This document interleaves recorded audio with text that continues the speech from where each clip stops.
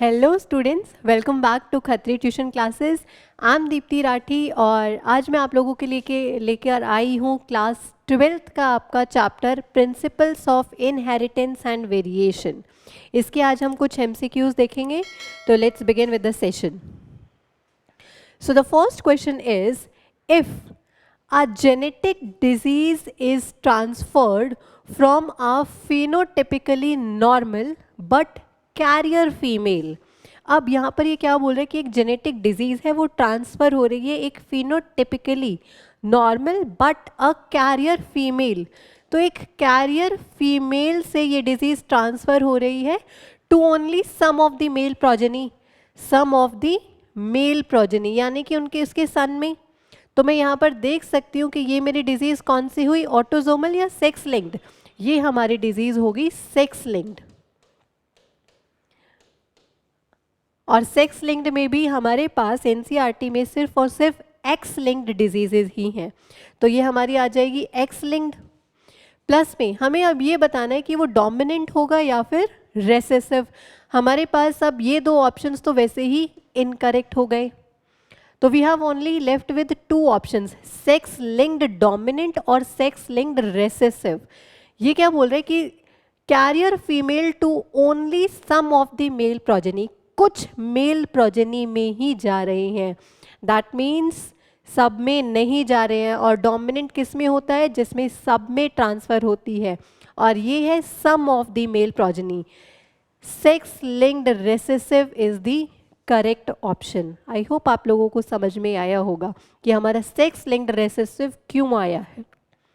Let's see the next question. In sickle cell anaemia glutamic acid is replaced by valine. Glutamic acid को replace कर रहा है कौन, valine. Which one of the following triplets codes for valine. हमें इसमें से valine का code बताना है। तो आप इसको सिर्फ इतना याद रखिए, अगर मैं नॉर्मल सिकल सेल एनीमिया की बात करूं तो सिकल सेल एनीमिया पर हमारे पास क्या होता है, वी हैव 4 हीम पार्टिकल्स। इनके पास वी हैव अल्फा और 2 alpha and 2 beta chains. Sickle cell anaemia कब होता है, हमारी बीटा ग्लोबिन चेन के 6th पोजिशन पर। तो अगर मैं ये 6th पोजिशन बनाती हूँ 1 2 3 4 5 6, तो यहाँ पर हमारा बनना चाहिए क्या, ग्लूटामिक एसिड। जबकि इस ग्लूटामिक एसिड की जगह क्या बन रहा है, हमारा वलीन, जो कि कॉज कर रहा है सिकल सेल अनीमिया। वो पूछ रहा है इसका कोड क्या होगा। ग्लूटामिक एसिड होता है गैग। आप इसको ऐसे याद करिए, गैग बनना था लेकिन बन गया GUG, दैट इज गग। तो गैग से गग बन गया, यानी कि GUG is the correct option. कुछ ट्रिक्स हैं, आप वो ट्रिक्स लगाइए, जैसे भी याद कर सकते हो वैसे याद करना है बस। तो हमारा गैग से गग बन गया, वलीन बन गया। तो हमें वलीन का कोड पूछा है, that is GUG। So let's move on to the next question. Person having the genotype A और B would show the blood group as AB। अब जिसके पास ब्लड ग्रुप की बात हो रही है, ब्लड ग्रुप हमारा कहाँ से आया है, हमारा I जीन से। क्यों, क्योंकि हमारे पास I जीन के पास है O, A और B। ये आपका एग्जाम्पल है मल्टीपल अलीलिज्म का भी, मल्टीपल अलीलिज्म आपने देखा ही होगा अपनी बुक में। तो person having genotype AB would show the blood group as AB। This is because of multiple allelism और this is because of codominance. Why codominance, क्योंकि इसमें जीन A और जीन B दोनों ही शो होते हैं, that is called as codominance. Let's move on to the next question. ZZZW type of sex determination is seen in।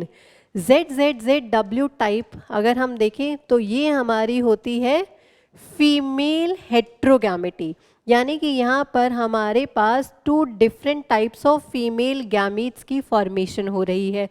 तो ZZZW का इनमें से कौन सा एग्जाम्पल है, ZZZW हमारा होता है प्रेजेंट पिकॉक्स में, and other than peacocks we have reptiles also, we have hen also.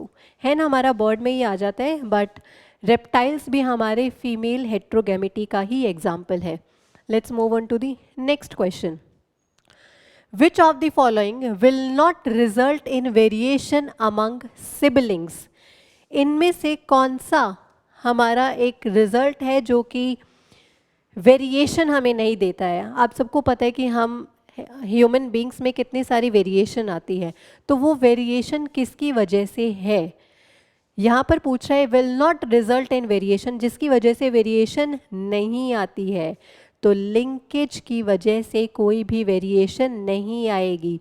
क्यों? क्योंकि लिंकेज में हमारे दोनों ही जीन्स बिल्कुल क्लोजली रहते हैं, और क्योंकि वो दोनों ही जीन्स अलग अलग नहीं हो पाते हैं एक क्रोमोसोम से, उसकी वजह से हमारे पास क्रॉसिंग ओवर नहीं होती है. क्रॉसिंग ओवर से हमारे पास वेरिएशन आती है, लिंकेज से हमारे पास वेरिएशन नहीं आती है. Let's see the next question. A couple has 6 daughters. एक कपल के पास 6 daughters हैं. What is the possibility of their having a girl next time? अब फिर से नेक्स्ट पॉसिबिलिटी वो पूछ रहा है कि नेक्स्ट पॉसिबिलिटी क्या होगी गर्ल की भी. तो भाई अगर उसके पास ऑलरेडी 6 डॉटर है, इससे हमें क्या मतलब? अगर we have female and we have male, इनके बीच में अगर फर्टिलाइजेशन और क्रॉसिंग ओवर होगी, तब भी तो हमारे पास 50% चांस ही है गर्ल के. 50% chance of girl and 50% of a boy. तो 50% इज द करेक्ट आंसर. यहाँ पर चाहे वो 10 डॉटर लिख दे या फिर चाहे वो 10 सन लिख दे, हमें उससे कोई मतलब नहीं है.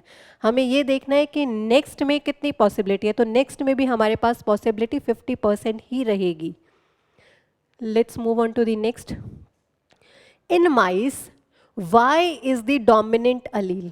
अब देखो Y is the dominant allele for yellow fur and Y is the recessive allele for grey fur. ये हमारे पास आया है dominant के लिए and this one is for recessive allele, यानी कि ये खुद को एक्सप्रेस कर देगा और ये खुद को एक्सप्रेस नहीं कर पाएगा. So Y is the lethal when homozygous. Y lethal होगा जब होमोजाइगस कंडीशन में प्रेजेंट होगा, यानी कि जब हमारे दोनों ही अलील सेम होंगे, सिर्फ एक ही टाइप ऑफ गैमीट की फॉर्मेशन हो रही है, तब ये लीथल होगा. लीथल से आप क्या समझते हो? लीथल हमारे पास वो अलील होती हैं that cause death to the organism, यानी कि वो ऑर्गेनिज्म यहाँ पर मर जाएगा, इसकी डेथ होगी. The result of cross between Y is, इनमें से क्या होगा? हमें इसका रिजल्ट बताना है. तो आप इसको बस करके देख लो. पनेट स्क्वायर से ये हमारा आ गया capital Y, then we have small y, capital Y and then we have small y. इसकी क्रॉसिंग कर लो. क्रॉसिंग के बाद हमारे पास ये आया रिजल्ट. अब यहाँ पर इसने कहा था Y is lethal when homozygous. जब Y होमोजाइगस कंडीशन में प्रेजेंट होगा तो वो लीथल होगा, यानी कि यहाँ पर ये क्या कर रहा है? ये डेथ कर रहा है उस ऑर्गेनिज्म की. तो ये हम इसको कैंसिल कर देते हैं. Then we have only 2, that means 2:1. 2 हमारी किसकी रेशियो है? येलो की. Yellow and 1 is for grey fur. That means 2 yellow and 1 grey fur is the correct answer. Let's move on to the next question. Mendel's work was rediscovered by 3 scientists in the year. Mendel का work 3 scientist ने rediscover किया था. कब? ये बहुत बहुत important है. ये किया था 1900 में. So remember this year also, 1900. And the question is, which 3 scientists independently discovered Mendel's work? वही 3 साइंटिस्ट की यहाँ पर पूछी गई है कि वो कौन से 3 साइंटिस्ट थे हमारे पास. तो इनमें से हमारे कौन से 3 साइंटिस्ट थे? We have the correct option is option D. Hugo de Vries, Corin and Tschermak. इसका कभी कभी ये प्लेस भी पूछ लेता है कि ये लोग कहाँ से बिलोंग करते थे। इनका पूरा नाम है ह्यूगो डेवरीज। ह्यूगो डेवरीज थे हमारे हॉलैंड से, कॉरेन थे हमारे जर्मनी से, एंड टेस्कमार्क थे हमारे ऑस्ट्रिया से। आपको भी याद हो जाएगा, इसको सिर्फ H2 कर लो, ह्यूगो डेवरीज, H2 हॉलैंड, देन CG, और ये हमारा AT आ जाएगा। जिस तरह से भी आप याद करना चाहो, AT TA, बस हमें, क्योंकि बहुत सारे क्वेश्चंस में मैंने खुद देखा हुआ था कि इनके कहाँ से ये लोग बिलोंग करते हैं, वो भी क्वेश्चन आया हुआ था, तो इनको साथ के साथ याद करते हुए चलो। The next question is experimental verification of chromosomal theory of inheritance was done by। chromosomal theory of inheritance का experimental verification किसने किया था, यानी कि किसने एक्सपेरिमेंट किया था और किस चीज़ पे किया था? तो ये एक्सपेरिमेंट हमारा किया था मॉर्गन ने, मॉर्गन एट ऑल, मॉर्गन के साथ जो कलीग्स थे। और किस चीज़ पे किया गया था ये एक्सपेरिमेंट? ये एक्सपेरिमेंट किया गया था हमारा ड्रोसोफिला मेलानोगैस्टर पर। ड्रोसोफिला मेलानोगैस्टर जो कि आपकी होती है फ्रूट फ्लाई। तो ये हमारा क्या था? मॉर्गन ने। The next question is genes located very close to one another on same chromosome tend to be transmitted together. ये अभी पिछला हमारे एक क्वेश्चन था, मे बी आप लोग अभी आंसर कर सको। तो अगर हमारे पास यहाँ पर दो gene, they are closely situated, एक साथ प्रेजेंट है यहाँ पर, तो इसको हम, इस कंडीशन को हम क्या कहेंगे? Genes located very close to one another on same chromosome tend to be transmitted together. क्योंकि अगर हम इनकी जब क्रॉसिंग ओवर कराएंगे तो ये इकट्ठे जाएंगे यहाँ से, ये हमारे इकट्ठे होंगे यहाँ से। इकट्ठे होने के बाद इसको हम क्या बोलेंगे? Linked genes. Those genes which are closely associated and are tend to be transmitted together are called as linked genes. Let's move on to the next question. XO type of sex determination and XY type of sex determination are the examples of। बताओ, XY हमारा already सबको पता है male है, male. XO और XY type हमारा आता है मेल हेट्रोगेमिटी। तो male heterogamety is the correct answer, जबकि फीमेल हेट्रोगेमिटी के लिए हमने देखा था ZW टाइप। तो XO XY टाइप हमारा आता है male heterogamety. Let's move on to the next question. If both parents are carriers for thalassaemia, thalassaemia आपको डिजीज पता है, which is an autosomal recessive disorder. सबसे पहले थैलेसीमिया की बात करो। थैलेसीमिया डिजीज जब होती है तो ऑटोसोमल रेसेसिव डिसऑर्डर के लिए बोल रहा है। So what are the chances of pregnancy resulting in an affected child? Affected child में कितना % हमारा डिजीज है, यानी कि कंप्लीट अफेक्टेड चाइल्ड हमारा कितनी, हमारे पास कितने चांस है उसके आने के? If both the parents are carrier, तो पहले पेरेंट्स को कैरियर बना लो। हम हमेशा एक्स पर ही कैरियर क्यों लेते हैं? क्योंकि हमारे पास सारी की सारी डिजीज, मैंने आपको बताया है कि NCERT में आपके इस चैप्टर में सारी एक्स लिंक्ड होती है, तो हमने कैरियर बना दिया। Then which is an autosomal recessive disorder, इनमें से कौन सा है? What are the chances of pregnancy resulting in an affected child? Crossing over करा दो, सिंपल, XC हम सिर्फ कैरियर की बात कर रहे हैं, हम यहाँ पर ये नहीं दिखा रहे हैं। अगर मैं यहाँ पर XC कर दूँ तब ये हमारी अफेक्टेड फीमेल आ जाएगी, जबकि हमसे पूछा गया है किसके लिए? कैरियर के लिए। तो कैरियर के लिए हम सिर्फ एक ही, C इज फॉर कैरियर, हम एक ही X पर दिखा रहे हैं। XC यहाँ पर हमारा आ जाएगा XCY, crossing over, this is XCXY, then we have XCX और XY। किसके लिए पूछा गया? Resulting in an affected child. Affected child की परसेंटेज कितनी होगी? तो हमारे पास अफेक्टेड चाइल्ड आया है ये वाला ओनली, एक्स सी। तो कितना परसेंट है इसका? 25% only. So 25 is the correct answer. I hope आप लोगों को समझ में आ रहा है। अगर कोई भी परेशानी कहीं पर लग रही है तो आप मुझे कमेंट बॉक्स में पूछ सकते हैं। और ऐसी ही कुछ और अच्छी वीडियोस के लिए आप लोग इस चैनल को सब्सक्राइब करना मत भूलिएगा। So let's see the next question. Trisomy is represented by, trisomy, trisomy हमारा किस वजह से रिप्रेजेंट होता है?